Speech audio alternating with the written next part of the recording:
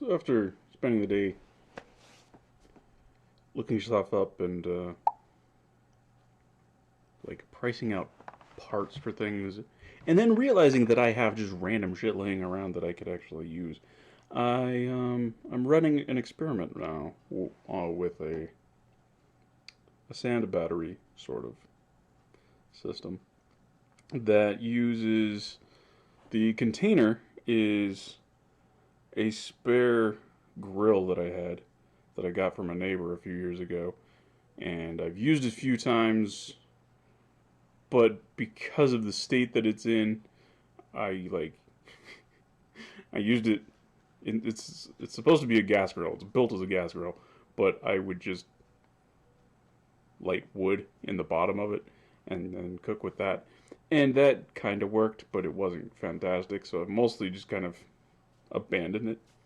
So the bottom of it, I just lined it with aluminum foil, filled that with sand, and then what I did was I had some spare heating elements for the top of a stove, the like spiral heating elements, and I just hooked that up with jumper cables for a car to my solar array, which puts out it's only 12 volts.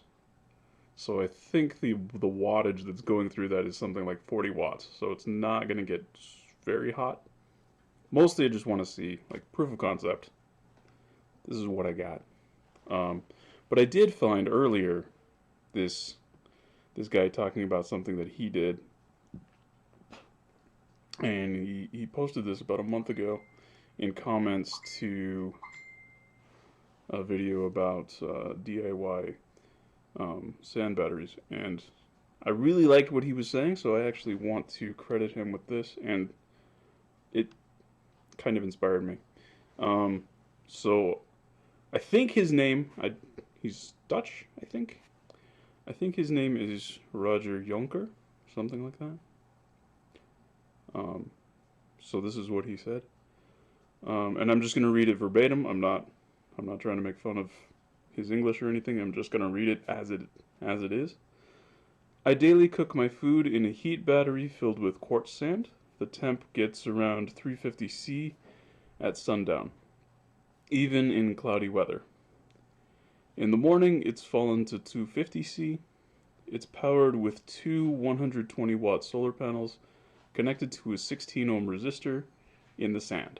Works great. So looking at that, I was like, okay, those heating elements are about like 25 ohm. That's not too far off from 16 ohm. And I have multiple solar cells, so if I had to, I can put two or three of them in series. So yeah, and then he followed up with somebody who would somebody asked where do you get the quartz sand, and then he followed up with specifications for the whole thing, which I really appreciated.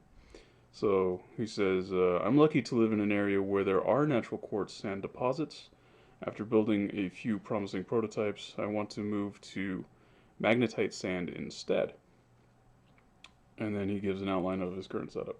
My current setup: two 120-watt, about 26-volt solar panels in series connected, a metal paint bucket, around 20 liters, so that's about 5 gallons. I use aerogel glass fiber insulation on the inside of the bucket, 12mm double layer, so that's some serious shit. Homemade heater coil with NICH wire, 16 ohm on the bottom. Filled the space with sand. On top of the sand I placed a thick round aluminum disc to cook on, with thick aluminum bars connecting to it going into the sand to transfer the heat. The outside of the bucket is then wrapped in extra rock wool insulation. So this is a pretty serious thing here, but once you build it, basically zero maintenance for a very long time. And then I'm not sure what he was responding to here, but this was another response to something. Not sure about induction cookers. Not tested this. Don't you need a relative big battery bank on a pure sine wave inverter for this? One day I make a YouTube vid about this project. So, yeah. Yeah. Whether you ever make a YouTube video or not, Roger, I appreciate it. Thank you. I very much like these basic instructions here because, yeah. So I kind of like let this percolate in my brain for a little while, kind of get a sense of, all right, so what are the really fundamental components here? And then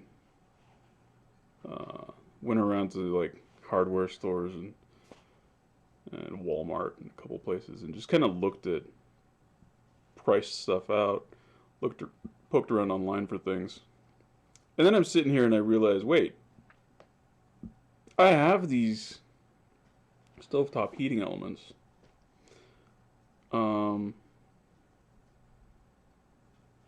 And I have that frickin' grill, which is designed to take heat. It's designed to take pretty significant heat. And it's pretty weatherproof already. So, and it's easy to access. Like the way that it's built, it's easy to get into it. It's easy to work in. It's designed for cooking in. So it's got like a rack when you open it. It's got like a little rack that goes with the door.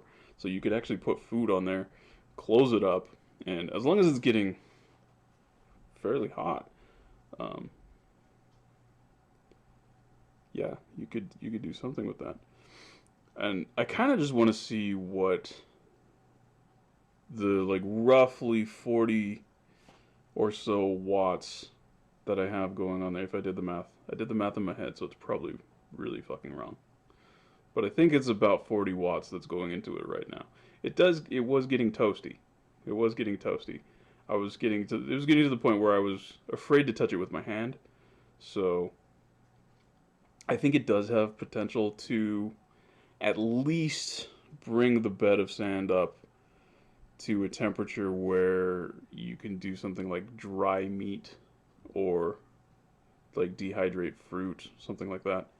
That's useful. It's my oven doesn't want to go down to temperatures low enough for that. So it's kind of tricky to dry things with the equipment that I have. So even if it's that crap, that actually still ends up being useful to me in some capacity. So yeah, that's how easy it can be to get shit to work. Yeah, I figure I kind of just let it sit overnight because it's on. Uh, I've got lead acid deep cycle batteries that my solar array is connected to.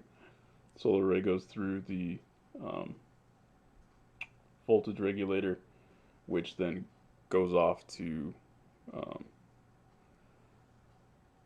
a bank of batteries that it charges and some other things. There's some outputs to um, the air bubbler system for the fish so that they don't suffocate, which has actually happened. I've lost fish just from not enough oxygen in the water in the barrels that they live in. But really not much else. There's a light out there that I can turn on that's run off of that. I almost never use that though. And now it's plugged into the to the grill, which kind of looks weird. It's just like jumper cables like that just disappear into the grill. um, but yeah, I figure I'll let that run all night, and then in the morning, because the mornings are nice and cool, so if it's toasty in the morning, then it gets toasty. Um, it's kind of hard to tell during the day when I was working on it because the grill is black and it's hot here. Pretty much all day has been direct sunlight, and the temperature's been around mid 90s when at the hottest with pretty high humidity. So yeah, the fact that the top of the grill is toasty doesn't mean anything. Um, And then actually, when I opened it up, the sand that I put in there was cooler than that. But the sand, I just grabbed it right on the ground right next to it, and it has rained lately. So the sand was moist when I put it in, and it looks like it's quite a bit drier now after a few hours. So I think it is actually uh, cooking that moisture out. So I think it is working to a degree. To, so yeah, I do plan. So yeah, what the hell? It's like a spider on my roof. Okay, just a little dude. I hope that's a spider. If that's something else, that's even more terrifying. Um, I would like to over time replace the sand with like crushed eggshell because my soil doesn't really need it. My soil has some caliche in it, so it's already got kind of a lot of calcium in it already. But something like this would be a good place for that. Um, because I do produce eggshell anyway, and so that's a thing. And if it works relatively well, then maybe invest in like insulation and see about optimizing it. But for right now, that's just see how it goes.